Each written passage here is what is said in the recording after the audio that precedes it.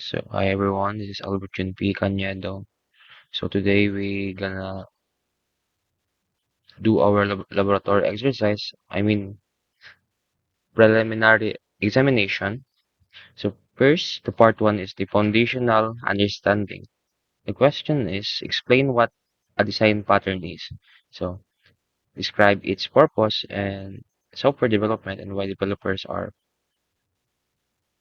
use design patterns instead of creating solutions from scratch.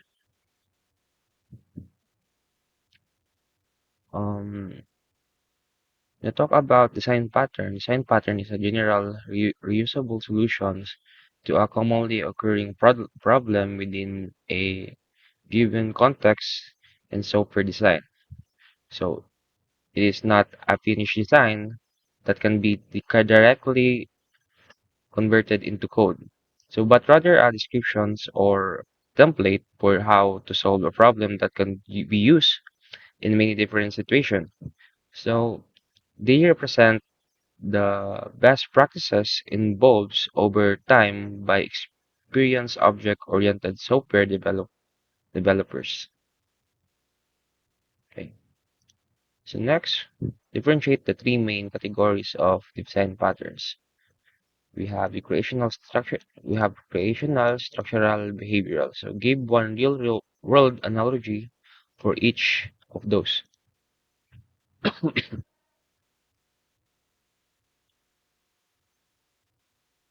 First, we have let's talk about the purpose and reuse. The primary purpose of design patterns is to provide a common vocabulary for developers to discuss situations, improve the maintainability, scalability, and robustness of software.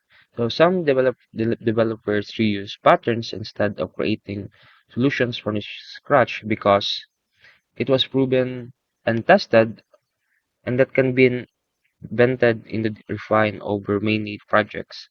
So they are known to work and handle more design challenges effectively, and they save time by providing a ready-made blueprint, meaning the developers don't have to reinvent the wheel. So it can be improve the communications. So when developer says they use the factory method, so each it said factory method is part of the design pattern. So other developers immediately understand the structures and intent of the part of the code. So back to the questions, we have differentiate the three main categories of design pattern. So when you talk about creational, it said it focuses in objects instantiations. So it deals with the creations of objects in the way that decouples the clients from the product being created.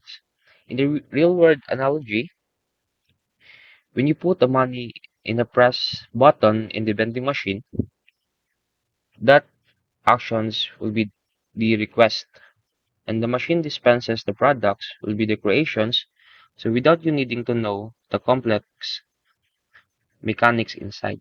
So dili na ka gunahuna unsay button nimo sa next steps kung moto ka sa vending machine. So just only to put money and press the button. So mo nang request and the machine shall be siya na ang mo kuan mo direct og functions unsay gusto nimo i kuan i-cash out vending machine man ta. So sa structural, so it's focused in the class and object compositions, which mean it it focuses the compositions within the objects in the class. So deals with how classes and objects are composed or assembled to form larger structures, pro- promoting flexibility and efficiency. So in real world analogy, each change one type of I mean in a, in real world analogy, an adapter plug. So each change type of electrical interface mo gitawag ng mga an object into another. So into another allowing incompatible system to work together. So example na po example ani will be the phone adapter. I mean the charger adapter. So pwede ka mo gamit o adapter sa cellphone, which mean katong kuan but dili siya compatible sa same watts and voltage sa true padung sa imong cellphone. So the behavioral will be the communications and interactions. Kung ginatawag na to nga diha mag-communicate ang mga objects o mga classes. So deals with algorithms and the assignment of responsibilities between objects describing how objects interact with each other.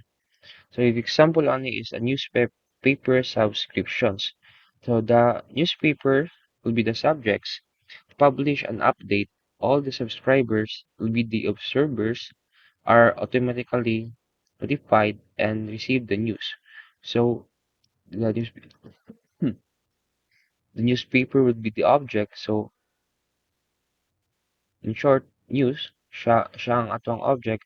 Once na ang subscriber ang mo mubasa, all of the subscriber, ma-notify sila o ma-update sila unsa nahitabo sa new issues sa atong. So next, the part 2. Part 2, creational patterns and actions. Choose one creational patterns, either singleton, factory method, or builder. So it's said na explain it, and the problem is solved, a simple diagram and scenario of software where it's fit naturally.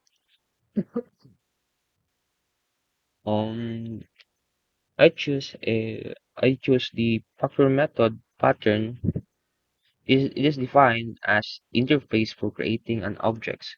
So, but let's subclasses decide which class to instantiate. The factory method lets the class differ instantiations to its subclasses. So the problem of this is it solved the problem of the creating of an object without specifying the exact classes of object that will be created. So this avoid tight couplings between the creator's class and the concrete product classes. So kabalo ka sa new type of product. So you you only create a new concrete products class to corresponds creating nga dili na ka modified sa atong exist na code. So ang gamit nato is factory interface. So next will be the diagrams. Pakita na ko sa yung diagram. So ata example diri sa ato ang factory method pattern. So first try button diri. So will be the product interface and next ani kay natay sa baba will be the Windows button will be the concrete products. The lean here the concrete products. So mo mga buttons sa kuan sa think sa Linux buttons Windows ug sa iOS nga kuan. So here sa kuan sa dialogues. So we have abstract methods nga na siya ikon nga create buttons. And sa baba ani we have methods will be i-render niya and naputay button i-render niya padung sa ato ang specific nga OS. So here we have Windows dialogues. I-override niya and create a buttons and return a new Windows buttons.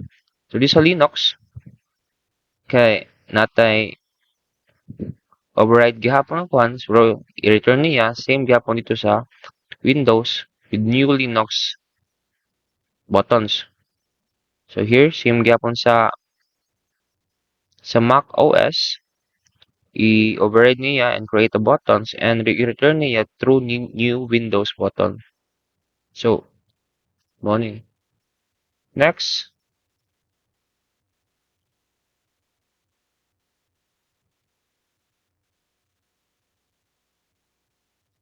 many students misunderstand the singleton patterns. So in the video, explain the least one benefits and one potential drawback of using singleton. Um, singleton patterns is ensure that class has only one instance. So it has provide global point of access to it. So here's the benefits of the singletons. So its control resources access. It's excellent to managing shared resource that should only have one instance. So it should be has a database connections, pools, or a configuration manager. So this prevent conflicts of inefficient use of resources by ensuring all part of the applications use singles and consistent instant. The type of potential drawbacks of singletons would be global state testing difficulties. So the singletons act like a global variable, introducing global state into applications. So this can make code harder to test because it's difficult to replace a real singleton dependency in a mock object for a unit testing. So these tests are no longer independent. So the state modified by one test using the singleton might affect the outcome of the other test. Here's a part 3. Structural patterns in context. So imagine you are improving a messy system full of incompatible classes. So explain how the adapter patterns can rescue the system. So give a before and after visual example in your video. So we have we already searched code of the structural patterns when the condition is imagine you are improving a messy system full of incompatible classes. So we use only HTML for demonstrations. So as you can see, we have the run before scenario will be the failure is before. Here's the captures. We have the pattern role. So the target is I reporting tools what the client needs.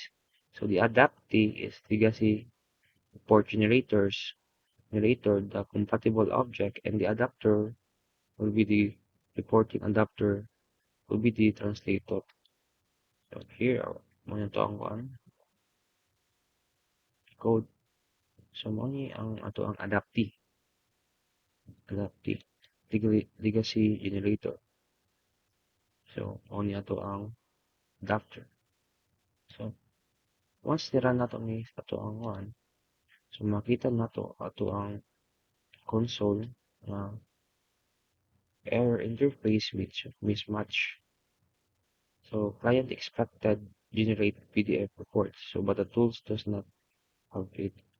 So once it clear na to ni, next will be the after scenarios.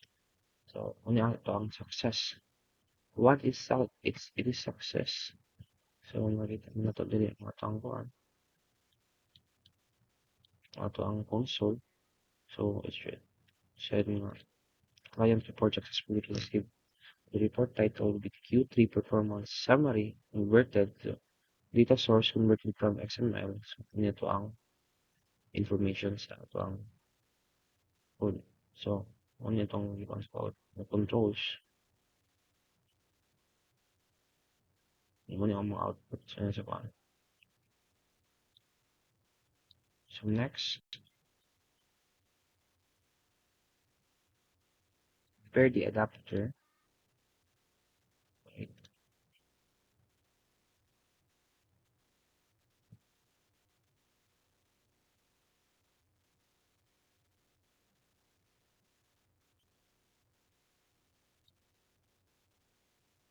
compare the adapter patterns and decorator patterns. Discuss each should be when each should be used.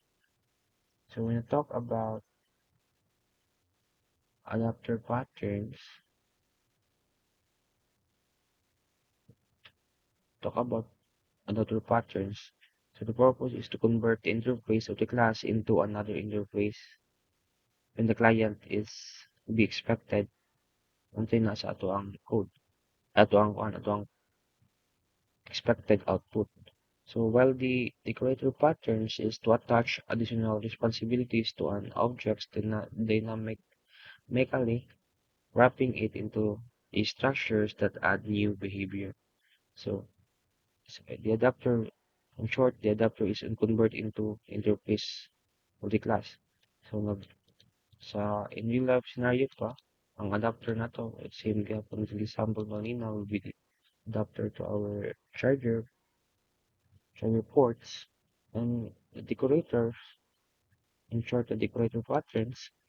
So, mag-add tag responsibilities of the now objects. So, ibuhatan na to dagdag trabaho ang ato ang objects by wrapping the structures and adding a new behavior. So, in other term, the adapter is on on focused on interface matching, make the things work together. So the decorator adding functionalities make things better or different. So the usage of them is used when I mean the adapter pattern used when you want to use the existing class that has functionalities. You need it, I mean, but its methods signatures are incompatible with the rest of your code. And the decorator patterns used when you want to extend or modify the behavior of an object at runtime without to create a new subclass for every combinations of features. So next is part 5 na ta, the applied analysis. So assuming that you're designing an online delivery system, so identify two design patterns would you would apply and explain why they are appropriate.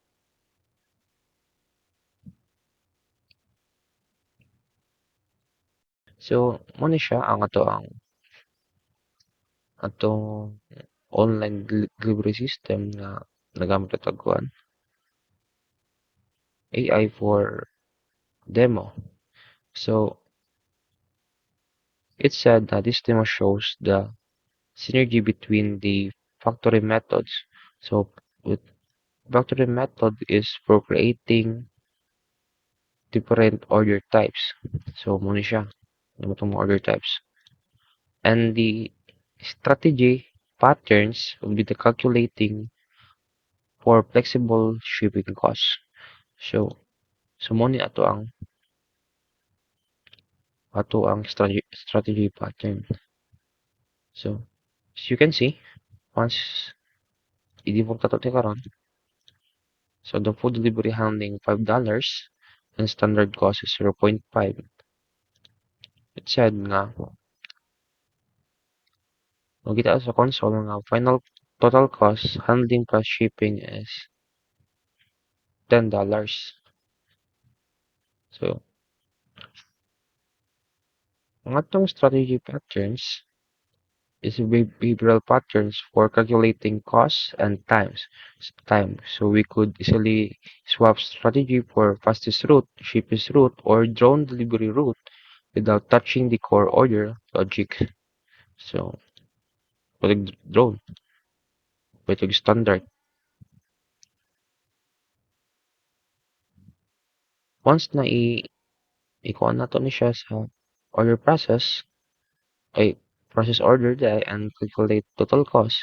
So mo niya makita na to sa tong console nga final total cost handling plus shipping $40. So the factor method will be the mo niya tong creational pattern we use factory methods. So it create the order themselves. We might have a food delivery order, grocery order, or package order. So wala na to na kuan diri na kung ano nga to ang implement ng atong kuan. So factory ensures that correct specialized objects is created based on the customer request.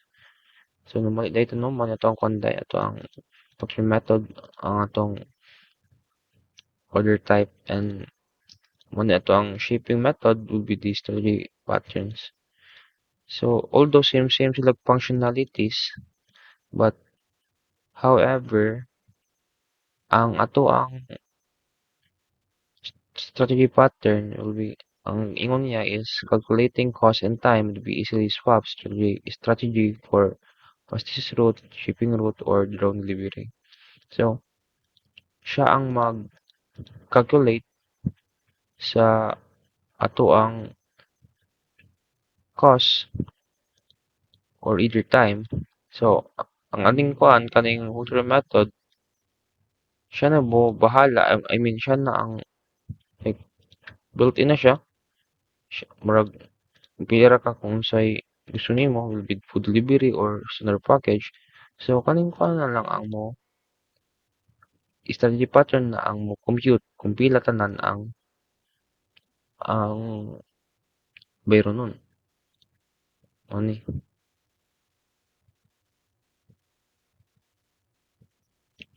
Next, evaluate these claims. You using many design patterns always make software better. Agree or disagree. Defend your position using logic and example. So using many design patterns always make software better. In my opinion, I strongly disagree because design patterns are tools only. So it's a good craftsman knows when not to use tools. So overusing design patterns, ito maka-problem, maka-problema na. Threefold is, ang tawag nila is patternitis, patternitis. So introducing unnecessary complexities and abstractions. So why use 5 plus decorator pattern for simple pictures when two lines function will do. So it is a design and good design is about finding a simple, most elegant solutions that match the requirement we should use for fewest pattern necessary to solve the problems we actually have. So not just a show off how many patterns we know.